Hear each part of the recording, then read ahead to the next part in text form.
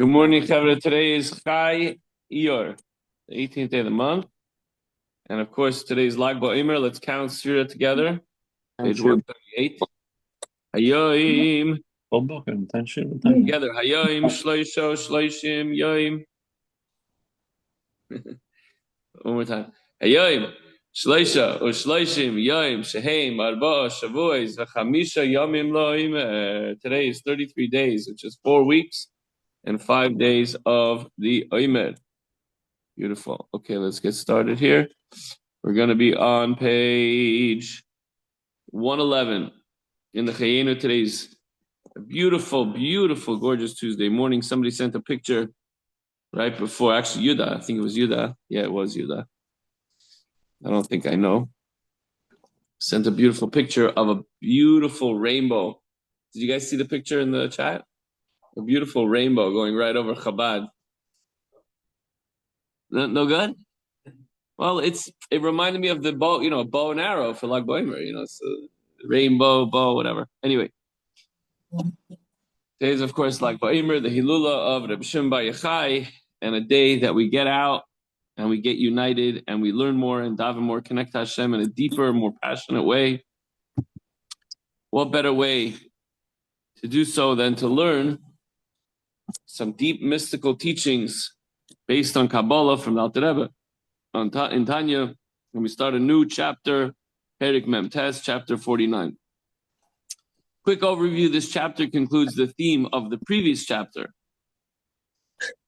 Previous chapters meditating on the greatness of Hashem and the extreme selflessness on his part, reaching out to all of us, every creature, and making sure that every single one of us are thought of, and by being in Hashem's thoughts, gives us the ability to exist. Very different than when man thinks. When a person thinks, it's all in your imagination. When Hashem thinks, worlds come into being. Now, how do we meditate? What do we meditate on, and how do we do this? It's a process that's represented in the blessings of leading up to the Shema, and we're going to discuss that in this chapter. So Alter Rebbe explained in previous chapters that since the light and life form, drawn down from Hashem's infinite Ein Sof, as its name indicates, it's Ein Sof, it has no end. Therefore, in order for this world to be created, divine light had to undergo a multitude of contractions, tzimtzumim, since it's infinite coming into and creating a finite world. This was the only way that the finite creation could process the infinite light of the Ein Sof. Could proceed from the infinite light of the Ein Sof. Were it to have been drawn down in an orderly progression, finitude would have never resulted. It had to be in this way that we're going to describe. Even though particular aspects of the nature of the obscuring and concealment, tzimtzum, of the infinite light of Hashem, of the blessed Ein Sof, mispar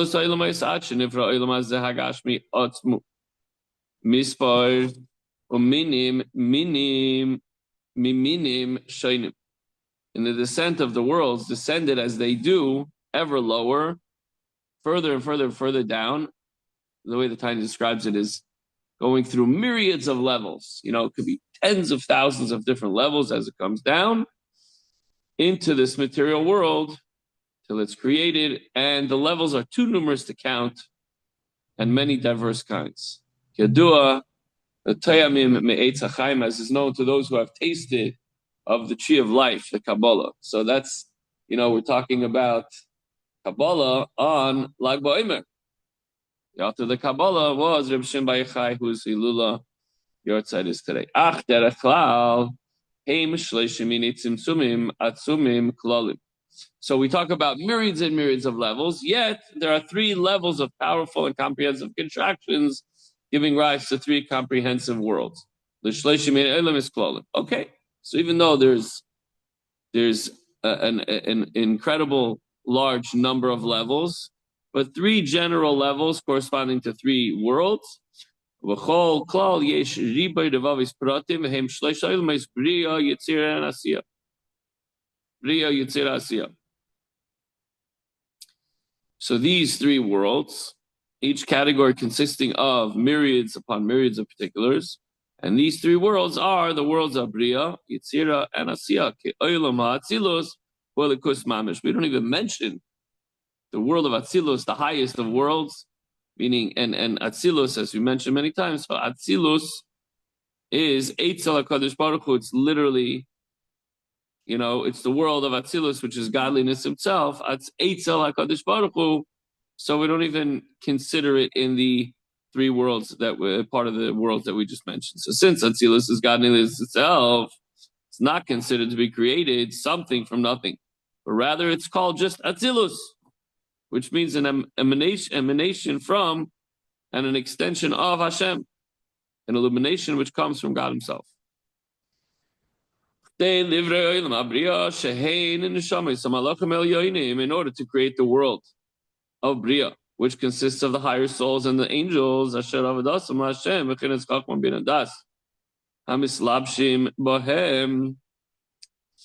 angels and the higher souls whose service to Hashem is on the level of Chabad, Chachma Bin Adas, which are clothed in them, meaning godliness is revealed to them in an intellectual manner through the three intellectual faculties of Chachma Bin Adas. We've explained Chachma Bin Adas extensively. We're not going to get into it now.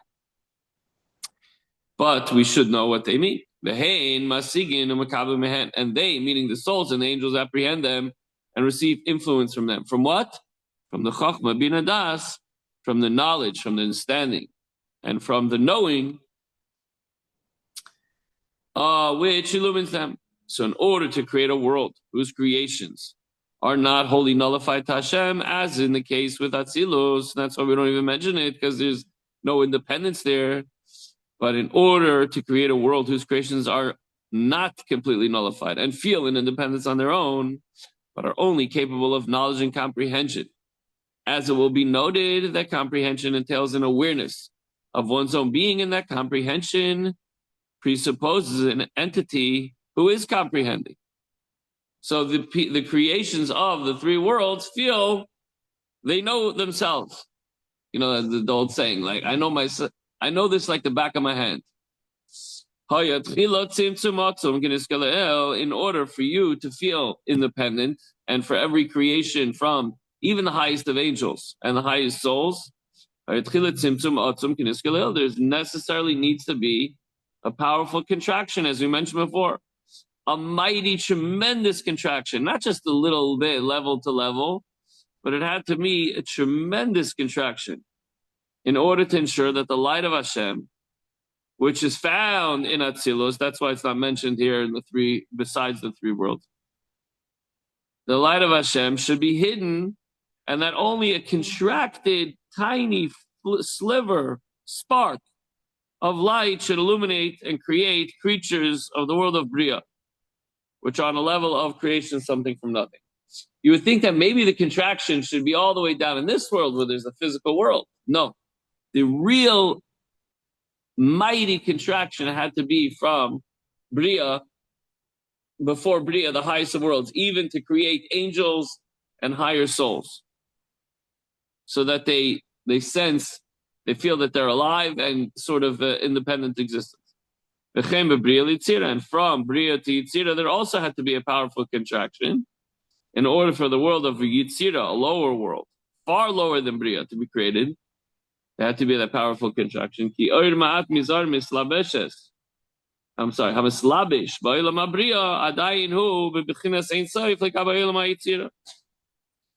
For even the minute portion of light, minute that is in relation to the light found in Atzilus.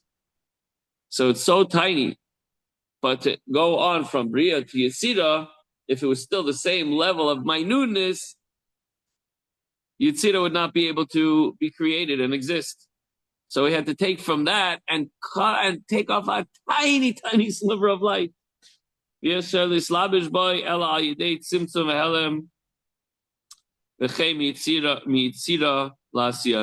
from Yitzira, the world just above this world, to Asiya, this world.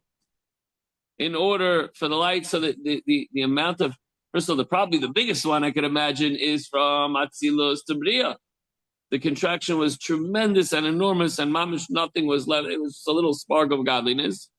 And from Bria to Yitzira, it had to be another complete contraction. And then from the world of Yitzira to Asiya, again, so too the light of the world of Yitzira had to be considerably limited to enable it to descend into the world of Asiya. Imagine somebody is cutting. You have a sandwich and somebody says, "I want a piece." I'm hungry. I prepared this. I'll give you a little piece. And you cut off a little bit, a bite. So it's like maybe less than a quarter, much less than a quarter of your sandwich. But from there, another tiny, less than a quarter of that has to be cut off for the next. By the time you're done, you can't even see. It's like a tiny crumb. It's like the size of a kidney stone. Ziggy, the kidney stone is so tiny, but man, does it pack a punch, right? So the spark that remains is such a tiny sliver. Imagine the contraction that had to be in Bria, and then Yitzira, and then Asiya. What was left? It doesn't matter, even if it's that tiny little spark. Okay. Minute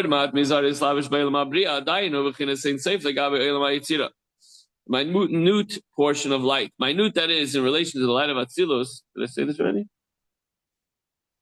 Okay, sorry. A little further down, the commotion is part of an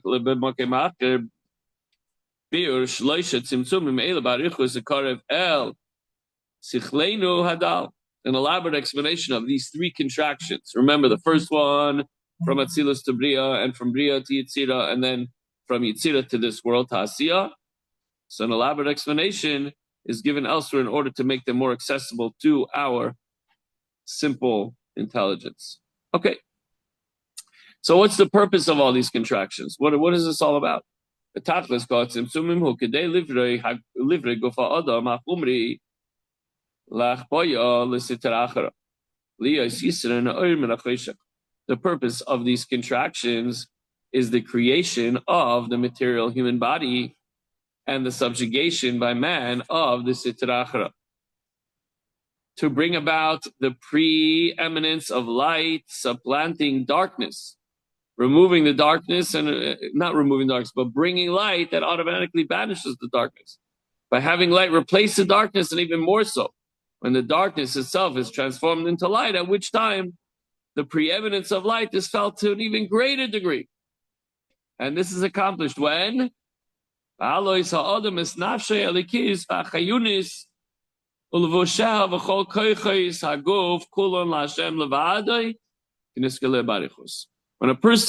when does this happen? When is the darkness banished by the light? When a person elevates his divine soul and his vivifying soul, his soul that gives him energy, his nefesh habahamis, a soul which receives its nourishment from the klippos, but through man's service in Torah and in mitzvahs is elevated and incorporated into holiness, thereby elevating the souls.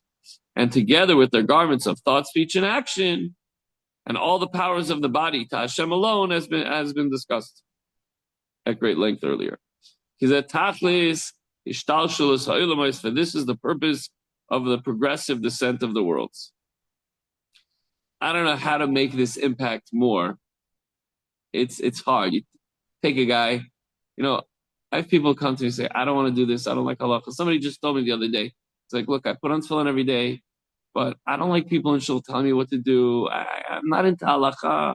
It's too restricting. It's too this. I could tell him, God created the world, and he went through all this trouble, and the whole Seder Shtalshus, and everything had to be constricted in order for you to do a mitzvah so that you could banish the darkness with the light they bring to the world. If the guy would go, oh, perfect, okay, bring on the halacha. But it doesn't really work like that, right? Why? Because the darkness is great. So you need to slip in here and there. Come put on tefillin. Yeah, but I'm going to, Ellie puts on tefillin with the guys when we play softball. And the guy's like, I just finished my sandwich. I don't want to tell you where that sandwich was from.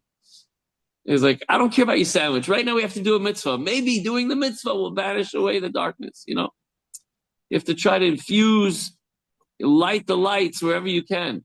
And whatever happens, happens. That's We just got to do our job. So the ultimate purpose of the descent from level to level, world to world, is this physical world. It's here that a Jew is able, through his service of Hashem, to affect and subjugate the evil and bring the light which banishes away the darkness. And by the way, especially in Lag BaOmer, what do we do in Lag BaOmer? We light the fires. We light the fires. So yes, we're lighting them physically, but of course there's a correlation and a correspondence to the spiritual light that we're bringing into the world, as directed by and understood by the teachings of Reb Shimon Bar Yochai and down the chain. As water mirrors the reflection of a face, just as water reflects an exact replica of one's face, so too with regard to the heart of man, to his fellow man. The love of one person to another results in the other person's loving him as well. I went into, I didn't break him yet, but I'm trying. I don't know if I should put this on the recording, but we went into the mechanic. The mechanic's a Yid, Jake's. Went in yesterday with my son with tefillin. No, let's do tefillin. Okay, but we schmoozed a little bit. Slowly, Mitzvah, one day we'll get it. It's a good Yid. That's not a sphere beard, you know what I mean? Okay, so he says, just as water mirrors the reflection of a face, just as water reflects an exact replica of one's face, so too with regard to the heart of man to his fellow man. Now we're talking about obviously Yisrael on Lag BaOmer. It's no coincidence, right? It's when we go outside and we have kumzit sitting around. I love how the chairs were all set up, everybody around the fire. So there's the fire which has deep significance, but also the unity of everybody sitting together. Beautiful. I was at a bar mitzvah last night, so we're dancing round and round. That's why we dance in a round circle. You go to a bar or club, everybody's by themselves. They dance by themselves. No, we go around and around. We hold hands. We're united together.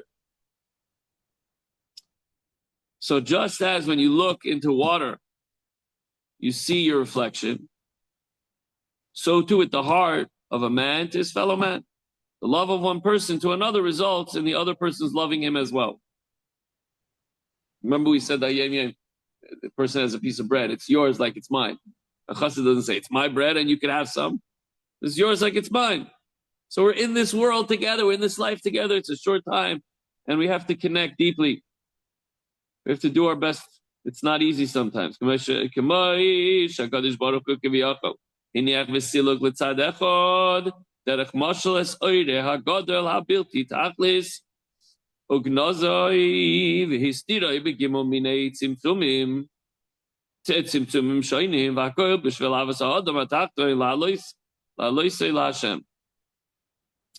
So here it says, as Hashem has laid down and set aside, figuratively speaking, his great divine light and stored it away and concealed it by means of three different contractions, and all this because of his love for the lowly person, to raise him up, bring him closer to Hashem.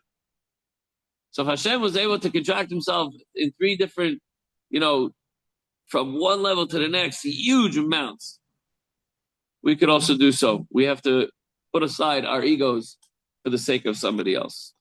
Not easy. Wasn't easy for Hashem either to go through all those contractions. So this means to say that God created a world in which man may serve him, and by doing so, man is uplifted to Hashem. But how is it possible for love to bring about contraction when love signifies kindness and expansiveness? I want to love it. Sometimes loving is shut your mouth. Let the other person speak. You don't have to be center stage. So that's contraction too. Stop. It's not about what I need. It's about what I'm needed for, what I can contribute, not what I want. So contraction and concealment. Okay. Oh. What's the question here? Let's back up. Hashem created the world in which man may serve him, and by doing so, man is uplifted to Hashem. So here's the question. How is it possible for love to bring about contraction? We're kind of giving it away, but when love signifies kindness and expansiveness, while contraction and concealment characterize severity. Seems to be that contraction and concealment is gvura. Ava is expansiveness. How could contraction be part of love and kindness and expansiveness? So Alter Rebbe answers this implied question by pointing out that we find that love too can bring about contraction. as in the Gemara now quoted. Ki ava de chekes habasar, for love impels the flesh, so that the flesh will not impede. That's because of Hashem's love for His people. Hashem, figuratively speaking, set aside His great light and concealed it through many contractions and so on. And this being so, alachas kama kama, how much more so? V'chifle chiflaim lein kates, and an infinite number of times more. Kiroi la'odam gamkein la'niach la'azev kol asher loy min nefesh v'ad basar lahafkir hakoil, that a person should relinquish and set aside all possessions spiritually and physically and renounce anything and everything, even his own life. B'shvil davka b'yisparech b'deveka chashika v'chafetza la'yeshum ma'niah mibayis and mibechutz la'guf v'la'nefesh v'la'mamayin v'la'isha abanim. We cleave to Hashem. We're ready to give up all of our worldly possessions, everything, even our own lives, to connect to Hashem with attachment, desire, and longing, without anything in between, with or without, neither body and soul. Nothing should get in the way. None of these things should hinder him from cleaving to Hashem, and by renouncing them all, he sets aside even his most important needs for the sake of his love for Hashem. So what's the takeaway? There's an infinite divine energy, the Or Ein Sof, the eternal light of Hashem. And this energy is downgraded and contracted in order to allow for the world of Atzilus. Okay, step one. Very divine world, very close to Hashem, and then it goes to the world of Bria, Yetzira, and Asiya, all the way down, being contracted all the way down to Asiya, this world in which we live, so that we, you and I, each and every one of us, could make a difference, could express ourselves. If Hashem was revealed, we would be like robots. We wouldn't be able to choose good and evil. It wouldn't be a free choice. Hashem gives us the ability to cleave to Him by choosing light over darkness, spreading that light and making this world a better and brighter place. Have a wonderful day and happy Lag BaOmer, Chavra.